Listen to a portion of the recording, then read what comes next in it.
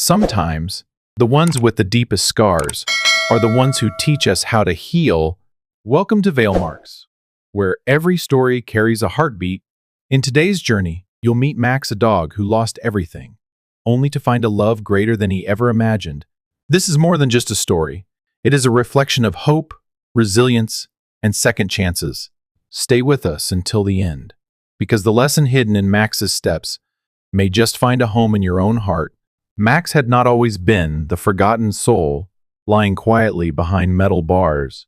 Once, not too long ago, he had been a hero, a dark gray pit bull with a broad chest and steady eyes. Max had served proudly as a search and rescue dog for the city's emergency response team. He had worn his red rescue harness like a badge of honor, racing through fallen buildings, weaving through chaos, to find those who could not find themselves. There had been a time when people cheered for him, when his name was called with pride, when warm hands scratched behind his ears in gratitude. He was not just a dog, he was a lifeline. Max had been trained for years to trust his instincts, to brave dangers no ordinary dog would face, all in the hope of bringing someone back from the edge of death. And time after time, Max had delivered, until that day. The call came in the early afternoon, just after a heavy storm had lashed the outskirts of town. A house, weakened by the rain and years of neglect, collapsed into a heap of wood and dust. A child was missing inside. Max and his handler, Officer Rayner, had been the first to arrive. Max's nose had twitched furiously as he picked up a faint scent beneath the rubble. He barked once, sharp and clear, and began to dig with his powerful paws. Minutes dragged into hours. Rain continued to drizzle down, soaking his fur, turning the dust into thick, heavy mud. Max worked until his paws bled, until his muscles trembled from exhaustion. But when they finally pulled the wreckage apart, it was too late. The child was gone. Officer Rayner knelt beside Max that evening, his shoulders shaking, his face hidden in his hands.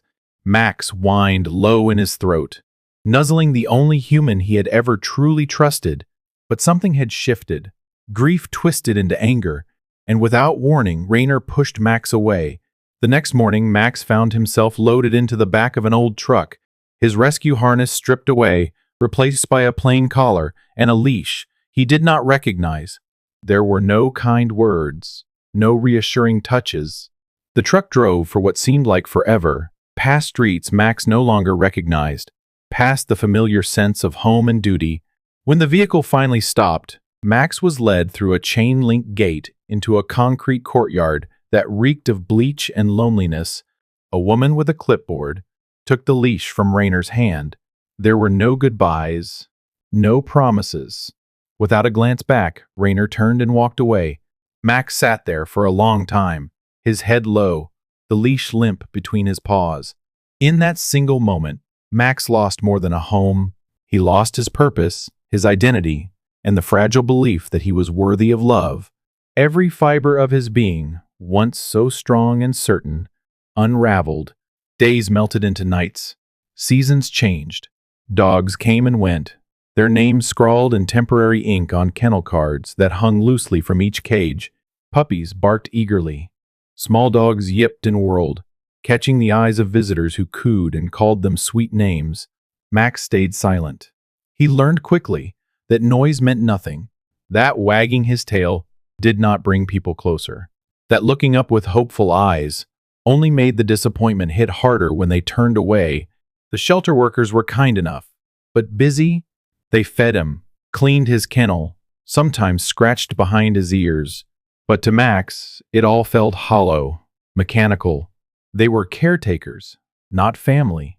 He didn't dare hope for more. The air in the shelter was always cold, heavy with the scent of disinfectant and the distant undertone of fear. Max's world shrank to the size of his small kennel, with its cracked concrete floor and worn blanket. He spent his days lying in the same spot, head resting on his paws, staring blankly at the gray walls that closed in around him. Every now and then, he would dream. In his dreams, he was back on the job, running free through debris, barking in triumph as he found someone alive. In his dreams, Officer Rayner's hands were steady and proud, rubbing the spot between Max's ears that always made him close his eyes in peace. But then he would wake, and the dreams would dissolve into the cold, sterile reality of the shelter. He was not a hero here. He was a number, a liability, an aging pit bull, in a world that had little patience for scars and broken spirits. Visitors would sometimes glance his way, but they never stopped. His breed, his size, the sadness etched into every line of his body, it all pushed them away before they even gave him a chance. Max learned not to expect anything. He learned to guard his heart. Hope became a dangerous thing, something he tucked away so deeply inside himself that even he forgot what it felt like. He did not lift his head when new families came by. He did not wag his tail when children pressed their faces against the glass. He simply watched, from behind eyes that had seen too much and believed too little. In the end, Max accepted that this was his life now, a quiet surrender, a silent existence, a waiting game with no end. He was not angry. He was not bitter. He was simply empty.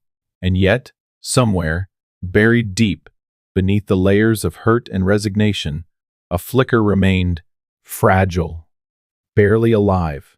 But it was there, waiting for something he no longer dared to imagine, waiting for someone he no longer believed would ever come. Olivia had always believed that love, real love, lasted forever. For 14 years, her golden retriever named Benny had been her shadow, her confidant, her family. He had been there through the lonely nights when her paintings would not come together, through the successes and failures, through every change life had hurled her way. Losing him had left a hollow space in her chest, an emptiness she could not fill with paint, or friends, or even time. It had been 3 months since Benny crossed the Rainbow Bridge, but Olivia still found herself setting out 2 bowls each morning. She still paused by the door, expecting the soft thump of his tail against the floor. The silence that met her now felt heavier than any grief she had ever known. Jack, her oldest friend and the closest thing she had to family, noticed the change immediately. Jack had a way of seeing people, of knowing when to push and when to sit quietly beside you. Today, though, he chose to nudge her gently. "You know," he said over coffee one crisp Saturday morning, "there are a lot of good boys out there still waiting. Some of them were once heroes too." Olivia looked at him, her eyes weary. "I'm not ready, Jack," he smiled, soft and knowing. "Maybe you're not, but maybe one of them is." Later that afternoon, after much persuasion and more than a little internal wrestling, Olivia found herself stepping through the iron gates of the county animal shelter.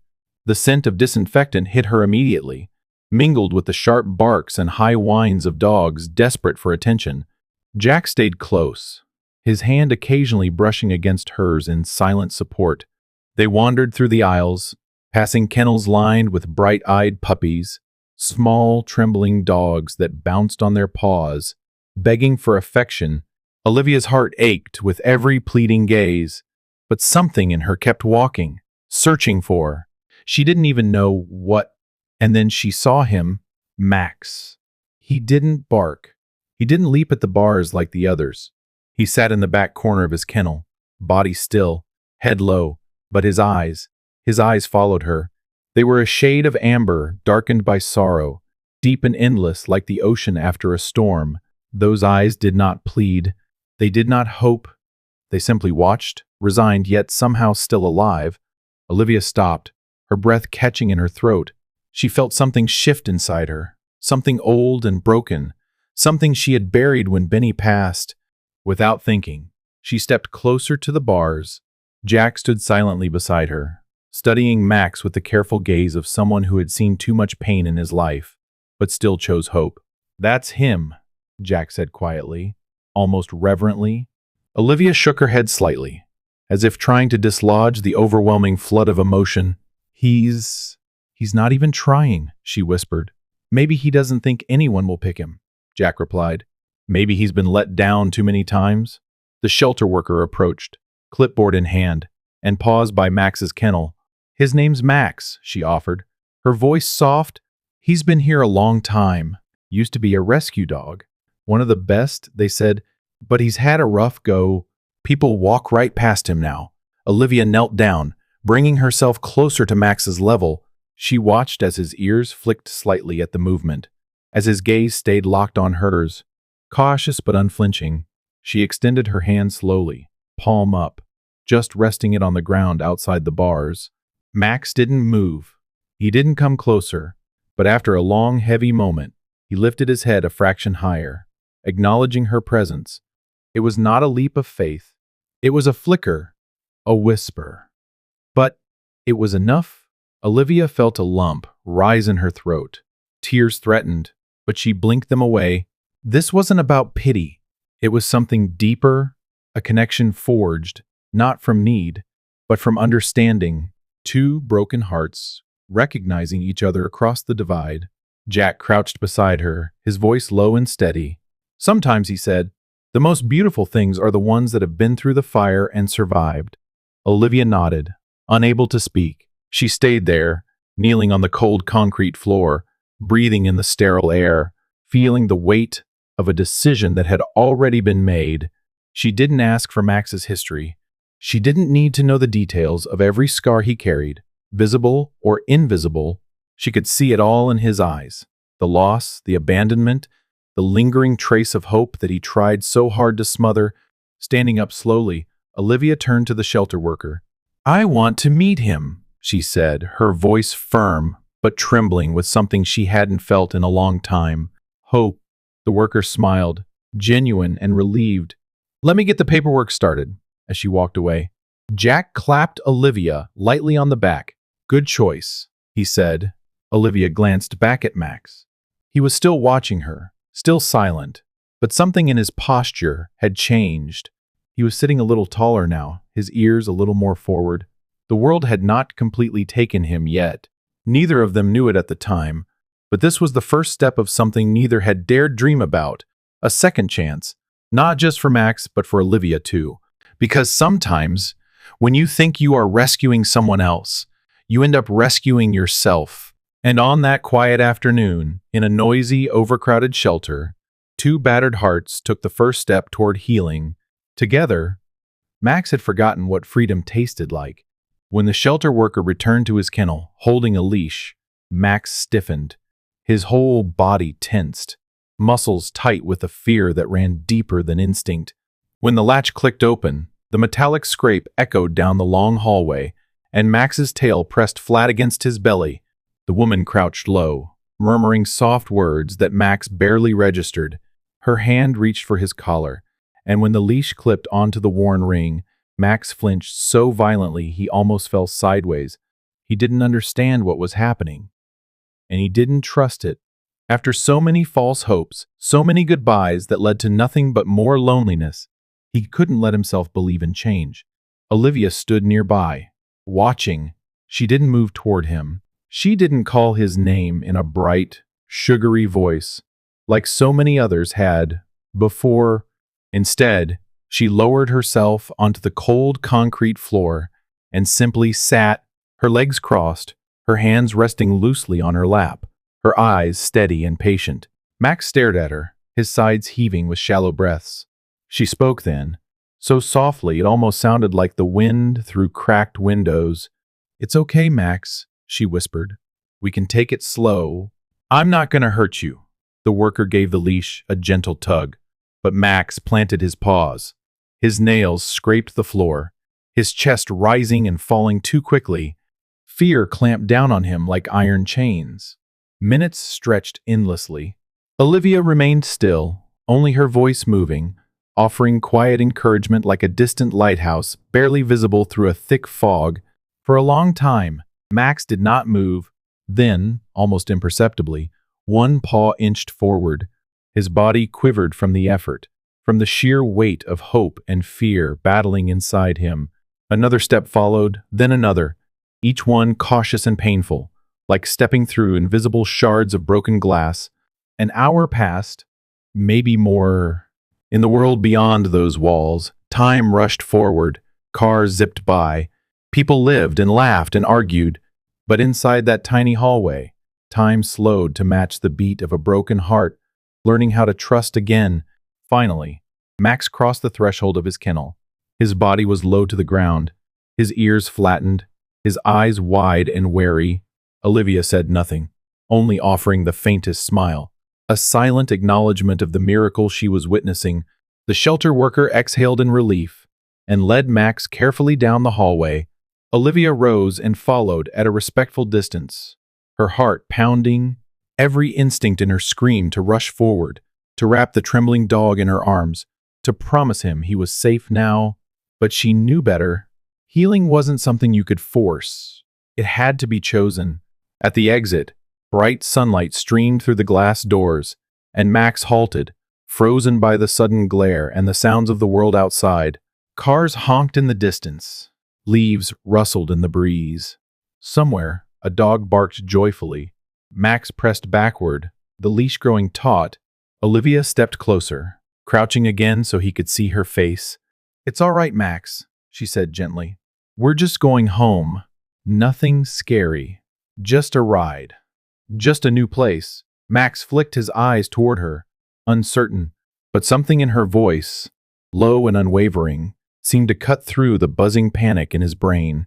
With infinite care, the worker guided Max out the door and toward Olivia's car. The vehicle sat parked a few steps away, its door already open in invitation. Jack stood nearby, his hands casually resting on his hips, his posture deliberately relaxed. He knew not to crowd Max, not to overwhelm him. Reaching the car felt like crossing a minefield. Every step Max took seemed to demand all his courage. Olivia opened the back door wider and knelt again, patting the seat softly. "You can do this, buddy," Jack murmured from a few feet away. One more step. Max hesitated, trembling from nose to tail. His paws shifted nervously on the pavement. Memories clashed inside him, the ride to the shelter, the betrayal, the terror. He glanced at Olivia again, at the way she simply waited, not pushing, not pulling, and somehow, impossibly, he climbed in. The door closed with a gentle click, and Olivia slid into the passenger seat, while Jack took the wheel. Max curled into the tightest ball he could manage in the back seat, pressing himself against the upholstery as if trying to disappear. His breathing was shallow and rapid, his eyes darting around, watching every movement, every sound. The car pulled out of the parking lot, and the shelter faded in the rearview mirror. Olivia turned slightly in her seat, not reaching back, just letting her voice drift over the space between them. "You're safe now, Max. I promise." Max tucked his nose under his paw, squeezing his eyes shut. He didn't know what awaited him. He didn't know if promises meant anything anymore. All he knew was that everything hurt: the memories, the hope, the fear. It all tangled inside him until he could barely breathe. Olivia watched him through the rearview mirror, her heart breaking. She understood. She had known grief too, the kind that hollowed you out and left you stranded in your own skin.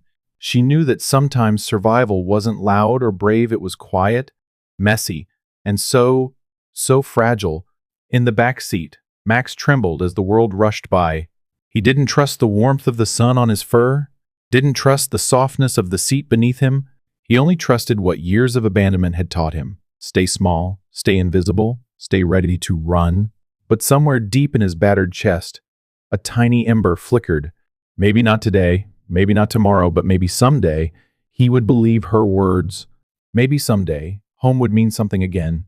For now, Max simply lay curled in the corner of the car, listening to the soft hum of the engine, the low murmur of Jack and Olivia talking quietly, and the rhythm of his own fragile heartbeat, counting the miles between the life he had survived and the life he was about to discover. The house was nothing like the shelter, and yet to Max it felt just as overwhelming. Olivia's home was small but warm, filled with the scents of pine wood and the faint sharpness of oil paints. Sunlight streamed through wide windows, dancing across worn hardwood floors and soft, colorful rugs. Plants lined the windowsills, their leaves curling lazily toward the light, and paintings, bright, swirling landscapes and tender portraits, covered the walls like silent witnesses. But Max didn't see any of that. When Olivia opened the door and stepped aside, giving him all the space he needed, Max hesitated on the threshold. His paws hovered just inside the doorway, body taut with tension. He sniffed the air, confused by the unfamiliar smells, the absence of harsh bleach or cold metal. Slowly, tentatively, he crossed into the house. His claws clicked softly on the floor, each step uncertain. He bypassed the open, inviting living room, where a thick, cushioned couch waited in warm afternoon light. He ignored the kitchen, where the aroma of something savory lingered. Instead, Max found a small table tucked in a corner and crawled underneath it, curling into the tightest ball he could manage. From his shadowed hiding place, Max watched. His eyes never stopped moving, darting from Olivia's slow, careful movements to the flicker of leaves outside the window. Every noise made him flinch: the hum of the refrigerator, the creak of floorboards, even Olivia's soft footsteps. He refused the bright spaces, the welcoming hands, the easy affection. In Max's mind, comfort was a trap. Trust led to pain. Better to stay hidden, unnoticed, unseen. Olivia seemed to understand. She didn't try to coax him out. She didn't drag him into the light. Instead, she gave him what he needed most: space and time. Each day, Olivia lived her life alongside him, never forcing him to join. She set a small water bowl within reach, but didn't watch him drink. She left a plate of food nearby and quietly turned her back, pretending not to see when Max crept out in the dead of night to eat. She placed a soft pillow a few feet away from his hiding place, smoothing it gently with her hand, but never pushing it closer. Every evening, she settled herself near the table, book or sketchpad in hand, reading aloud or letting her pencil scratch gently across the paper. Her presence was steady, unobtrusive, like a lighthouse on a distant shore, always there if he needed it, never demanding that he swim. Days passed like this, slow, cautious, silent. Then, one rainy afternoon, Olivia decided to clean out an old storage trunk she kept by the back door. It was filled with odds and ends collected over years' leashes, toys, battered blankets, items she hadn't been able to throw away even after Benny's passing. Max watched her from under the table, his ears flicking at the soft thud of objects hitting the floor. He tensed when she pulled out a bright red cloth, frayed and faded from time. Olivia turned the cloth over in her hands, smiling sadly. It had once been Benny's, his favorite bandana, worn proudly on long walks, during lazy afternoons in the park, on trips to the lake. Without much thought, Olivia placed the bandana on the floor beside the other things she planned to donate to the shelter. Then she moved to another room, leaving Max alone with the growing pile. At first, Max didn't stir. He tucked his nose tighter under his tail, willing himself invisible, but something tugged at him, a scent, faint but undeniable. It wasn't just the smell of the cloth itself, of fabric and dust and time. It was something deeper, something older, a memory. Cautiously, Max crept from his hiding spot. His movements were hesitant, almost painful. He approached the pile with tiny, trembling steps. When he reached the red bandana, he stopped. For a long moment, he only stared. Then, very slowly, Max lowered his head and sniffed. The scent hit him like a wave. Not the scent of Olivia, not the scent of the shelter, but something that yanked him back across years and miles to another life, another self, the scent of trust, of belonging, of purpose. The bandana was almost identical to the one he had worn during his days as a rescue dog. The memories he had tried so hard to bury surged to the surface. The proud weight of the harness across his chest, the warm praise of a partner he had trusted, the thrill of running into danger knowing he was needed. Max's body trembled as the memories flooded him. And then, from deep in his chest, a sound escaped, a low, broken whimper. Not of fear, not of pain, of longing. It was the sound of a heart that remembered what it meant to be loved. Olivia, returning with an armful of clean towels, froze when she saw him. She didn't move, didn't speak. She simply stood there, her eyes wide and glistening. Max did not notice her. He nudged the bandana gently with his nose, then lay down beside it, his body curling protectively around the worn fabric. His tail gave a faint, uncertain thump against the floor. It was not a victory parade. It was not a sudden transformation, but it was a beginning. And Olivia, blinking back tears, understood the sacredness of the moment, she backed quietly out of the room, leaving Max alone with his memories and his mourning. Healing, she knew, did not come with fanfare. Sometimes it started with a single step, or a single whimper, or the brush of a nose against a forgotten piece of cloth. In the quiet that followed, the house didn't feel quite so empty anymore. Change, when it came for Max, was so quiet that at first, Olivia hardly noticed. It started with the smallest things, tiny, almost invisible shifts in the fabric of their daily life. Max, who once waited until the house was still and dark before daring to eat, began to nibble at his food while Olivia moved around the kitchen. He would keep one wary eye on her at all times, his body still tense, ready to bolt if she made any sudden moves. But he stayed. That alone was a miracle. Some days, when Jack came over, Max would leave the shadowed safety of his hiding spot and sit quietly by the front door, just close enough to watch, but not so close that he felt trapped. Jack, with all the patience born from years of calming frightened souls in burning buildings, never forced the moment. He would simply drop a ball by the entrance and sit a few feet away, chatting casually with Olivia, pretending not to notice. When Max edged closer by an inch or two, the house began to shift with him. Olivia moved her art supplies to quieter corners, letting Max have the open spaces. She kept her movements slow and deliberate, always mindful of the fear that still flickered behind his amber eyes. She spoke to him often soft, steady words about nothing and everything, building bridges out of sound between them. Outside, spring was unfolding like a slow sigh. The garden behind Olivia's house, once neglected in the fog of her grief, began to stir back to life. New grass pushed through the soil, and the first brave blossoms tilted their faces toward the pale sun. One afternoon, when the air was thick with the smell of rain-soaked earth and the promise of warmer days, Jack showed up carrying a battered old frisbee. "I thought maybe," he started, holding it up. Olivia smiled. "A fragile, hopeful thing. Let's try." They stepped into the backyard together.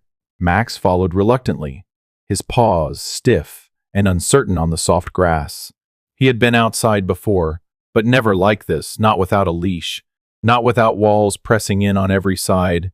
Jack knelt down and clipped a long, loose lead to Max's collar, giving him room to roam but enough security to ease his fears. Then, very carefully, he unhooked the leash and sat back on his heels, his hands resting on his knees. Max stood frozen, ears flicking nervously at the unfamiliar freedom. Olivia knelt too, not reaching out, not calling, just waiting. The afternoon sun cast a golden light over the garden, the kind of light that made everything look a little softer, a little more possible. For a long moment, nothing happened. Max simply stood there, every muscle taut, his mind warring between instinct and memory, fear and yearning. Then, almost by accident, he took a step, one paw, then another. His movements were jerky, unsure, as if the very idea of moving without orders, without restraint, was foreign to him. Jack didn't move. Olivia held her breath. Max sniffed the air, the scent of fresh grass and damp soil, filling his nostrils. A breeze ruffled his fur. Somewhere in the distance, a bird called out, "Another step." And then, without warning, Max broke into a slow, awkward trot. He circled the yard once, his tail lifting slightly, uncertainly, like a sailor raising a flag on a battered ship. Olivia pressed a hand to her mouth, tears welling up without permission. Jack's hand found her shoulder and squeezed gently, steadying them both. "He's coming back," Jack said, his voice thick with emotion. "He's finding his way out of the dark." Max's movements grew bolder with each lap. His paws stretched further, his body uncoiling from months, no, years of tension. His tail lifted higher, wagging in wide, uncoordinated sweeps, like a small flag of victory. When he finally stopped, panting lightly, his tongue lolling from the side of his mouth, Max turned to look at Olivia and Jack. And for the first time, he didn't look afraid. Olivia sank to the grass, tears spilling freely down her cheeks. She opened her arms wide, making no sound, no demand, just a silent offering. Max hesitated. Then, slowly, cautiously, he moved toward her. He didn't leap into her lap or collapse at her feet. He simply pressed his head gently against her outstretched hand, his body trembling with the effort of trust. Olivia cradled his head in her palms, her touch feather light, her heart so full she thought it might break all over again, but this time, in the best way, Jack crouched beside them, his hand resting briefly on Max's broad back. "You did good, buddy," he said softly. "You did real good." The sun sank lower behind them, painting the sky in hues of gold and rose. The garden, once forgotten and wild, now cradled this quiet, imperfect miracle.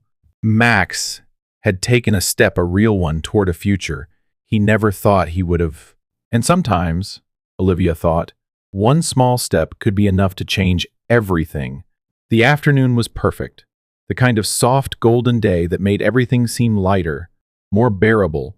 Olivia, Jack, and Max had ventured to the park, taking advantage of the rare warmth after a long stretch of cold days. Children laughed on the playground. A gentle breeze stirred the leaves overhead. Birds flitted from tree to tree, calling out as if celebrating the arrival of spring. Max trotted cautiously at the end of a long leash, his nose close to the ground, investigating every new scent. His tail was no longer tucked rigidly against his belly, but moved in cautious, tentative wags. Jack walked alongside him, hands loose in his pockets, while Olivia kept a small distance behind, allowing Max to set the pace. Everything felt fragile but good, like a song played on a delicate string that could snap at any moment. And then it happened.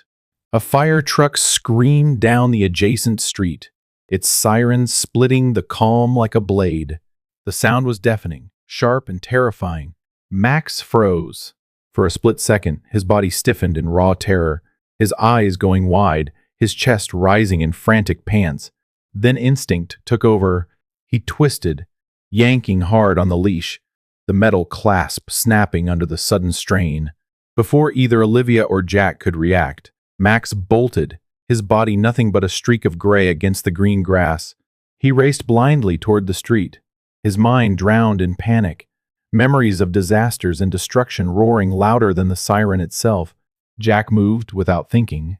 All those years running into burning buildings had wired his reflexes into something automatic, something primal. He threw himself forward, sprinting after Max. Olivia screamed his name, but the sound barely registered in the chaos. Max reached the curb just as a sedan rounded the corner. The driver slammed on the brakes, tires screeching against asphalt. Max froze, confused, too scared to keep running but too panicked to stop himself. Jack reached him in a heartbeat, diving forward, his arms wrapping around Max's shaking body. Together, they tumbled onto the sidewalk, narrowly missing the oncoming car. The vehicle honked and swerved, continuing down the street without stopping. For a long moment, everything was still, except for Jack's heaving breaths and the violent tremors running through Max's body. Jack sat up slowly, cradling Max against his chest. Max didn't fight. He didn't pull away. He simply collapsed into Jack's arms, shuddering so hard that Jack could feel it through every layer of clothing. Olivia dropped beside them a second later, her heart in her throat, her hands shaking uncontrollably. Jack said nothing. He only held Max tighter, one hand moving in slow, steady circles across the dog's trembling back. And then something extraordinary happened. Max, still quivering, lifted his head slightly. His wide, panicked eyes found Jack's. There was a moment, a single fragile heartbeat, where Max could have bolted, could have retreated back into the shell of fear that had protected him for so long. Instead, he made a choice. With a small, broken whimper, Max pressed his head into Jack's chest, burying his face against the fabric of his jacket, as if trying to disappear into safety. Jack stiffened for just a second, overcome by the rawness of the gesture, then bent his head low, resting his cheek against Max's head. Olivia wrapped her arms around them both, tears slipping freely down her face. They sat there like that, tangled together on the sidewalk, three beings who had all, in their own ways, been broken by the world, and who, in that moment, found a way to begin healing each other. Jack whispered something, words too soft for Olivia to catch. It didn't matter. The language was in the touch, in the trust, in the simple act of Max choosing not to run. The sirens faded into the distance, leaving only the steady rhythm of breathing and the muted sounds of the park returning to normal. Olivia finally pulled back slightly, brushing the hair from her face. "Let's get him home," she said, her voice rough but steady. Jack nodded, slowly releasing his hold on Max but keeping one firm hand on the dog's collar as they rose to their feet. Max stayed close, glued to Jack's side, his body still trembling but his eyes different, now less wild, less lost. They walked slowly back to the car. Olivia opened the back door, and this time, Max jumped in without hesitation. He curled up in the seat, his tail thumping weakly when Jack reached back to ruffle his ears. On the drive home, no one spoke much. Words felt unnecessary. The real conversation had already happened, written in the tight grip of fear, in the silent surrender to safety, in the simple, breathtaking act of trust. Back at the house, Max didn't retreat under the table like he had before. He stayed near Olivia and Jack, lying on the rug, his body finally relaxing into something that looked like peace. That night, as Olivia sat by the window sketching and Jack dozed in the armchair, Max lifted his head, scanned the room, and let out a deep, contented sigh before resting his head on his paws. The worst was over. He was no longer a prisoner of his past, no longer a ghost wandering the ruins of old pain. For the first time in a very long time, Max allowed himself to believe something wild and precious. He was safe, he was loved, and he was home. In the months that followed, Max's life blossomed in ways no one had dared to imagine. Gone was the hollow-eyed dog who once hid from the world. In his place stood a soul quietly reborn, a creature stitched together by patience, by kindness, and by the small daily acts of love that Olivia and Jack had so willingly given. It began simply, almost accidentally. Jack, ever the gentle giant, volunteered at a local nursing home on his days off. He asked Olivia one afternoon if Max might come along, not as a therapy dog, not as anything official, but just as company. Olivia hesitated at first. Max had come so far, but he was still delicate, in ways not always visible. She worried about overwhelming him, about putting him back into a world he might not be ready for. But Max surprised them. At the nursing home, Max moved with a kind of cautious grace. He didn't rush toward the residents. He didn't bark or demand attention. Instead, he approached slowly, allowing the men and women to reach for him if they wished. He would sit quietly at the foot of their chairs, his big head resting on frail knees, his warm body a silent balm against loneliness. Something about Max, the softness of his eyes, the patient way he waited, the unspoken understanding he seemed to carry broke through walls that words had failed to breach. People who had not smiled in weeks found themselves chuckling as Max thumped his tail against the floor. Hands that trembled from age or illness reached out to stroke his fur, finding steadiness in the simple act. At a rehabilitation hospital, Max became a regular visitor. He walked slowly beside patients learning to move again, his presence a steady encouragement. He curled up beside veterans who carried invisible wounds, offering comfort without judgment. Word began to spread about the pit bull, with the mournful eyes and the heart bigger than the world. But Max never seemed to notice the attention. He wasn't seeking applause or recognition. All he wanted was to be close, to offer the quiet kind of love that asked for nothing in return. Olivia watched it all unfold, with a heart that felt too full for her chest. She often brought her sketch pad with her, capturing Max in the stillness. Between moments, the tilt of his head as a resident whispered secrets into his ear, the slow wag of his tail when a child in recovery clutched at his neck in a tight hug. One evening, sitting by the window as Max napped at her feet, Olivia began to paint. The canvas was large, almost too big for her small studio, but it felt right. She painted Max not as a broken thing, not as the scarred soul he had once been, but as he truly was, strong, steady, and filled with a light that could not be dimmed. She called the painting The Fighter Who Came Home. In it, Max stood against a backdrop of soft, fading sunlight, the sky ablaze with hues of gold and crimson. His stance was proud yet peaceful, his eyes reflecting the kind of deep trust that only came from surviving the worst. and still choosing hope. The painting quickly became her most famous piece, exhibited in galleries and shared across the country. But for Olivia, it was never about fame. It was about telling Max's story, the story of a soul who refused to be defined by his scars, who taught everyone around him that healing was not just possible, but breathtakingly beautiful. Winter crept in, blanketing the world in frost and stillness. Inside Olivia's house, the fireplace crackled warmly, casting long, soft shadows across the walls. Jack often joined them in the evenings, a book in his hands, a cup of coffee cooling beside him. Max had a favorite spot, now a thick, cozy rug right in front of the fire. It was there he would curl up, his body stretched out comfortably, his chest rising and falling in slow, peaceful rhythms. The house no longer echoed with silence. It hummed with life, with the quiet symphony of belonging. One particular night, as snow dusted the streets outside and the world seemed to hold its breath in the cold, Olivia looked down from her chair to find Max, fast asleep by the fire. His paws twitched gently in a dream, but there were no whimpers now, no cries of remembered fear, just soft breathing, just peace. Olivia set down her sketchpad and moved to sit beside him, her hand resting lightly on his broad back. Max stirred slightly at her touch but didn't wake. He simply sighed, a sound so content, so filled with trust, that it brought tears to her eyes.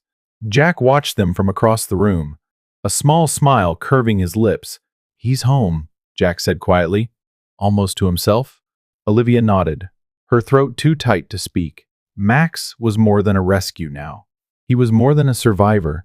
He was a beacon for the lonely, for the broken, for anyone who had ever been lost and needed to find their way home again.